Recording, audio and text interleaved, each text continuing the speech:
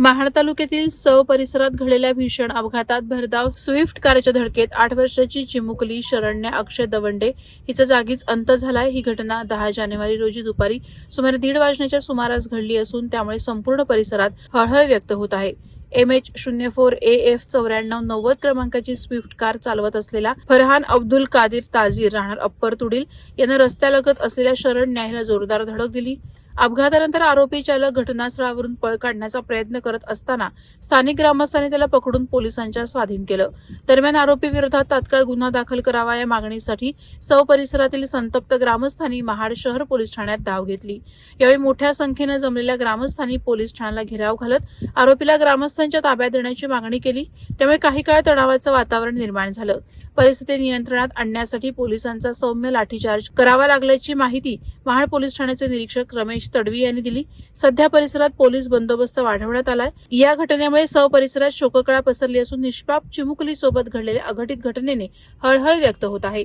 महाड शहर पोलीस स्टेशनला एक सव जे गाव आहे तिथे 8 वर्षाची मुलगी आहे। तिच्याविरुद्ध त्याला एक अननोन कारवाल्यांनी उडवलं होतं। मग आम्ही ते CCTV फुटेजच्या आधारे त्याला शोधलेला आहे आणि त्याची गाडी नंबर शोधून तो आरोपीही शोधलेला आहे। तेव्हा पोलीस स्टेशन इथे गुन्हा नोंद केलेले आहे। त्याच्यामध्ये BNSS कलम 106(1), 281 आणि 125 बस मोटर वाहन कायदा 1988चे 134 आणि 184 प्रमाणे गुन्हा दाखल आहे।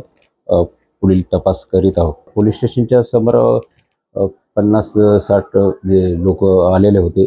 त्यांची मागणी होती की ते आरोपी आमच्या ताब्यामध्ये द्या। असं आरोपी पोलीस स्टेशनच्या अंडरमध्ये प्रोसिजर चालू असताना ते आम्हाला ताब्यात द्या म्हणून सांगत होते आणि ते जबरदस्तीने पोलीस स्टेशनमध्ये घुसत होते। म्हणून मला थोडंसं रेटारेटी प्रकार करावा लागला आणि लोकांना पांगवलेलं।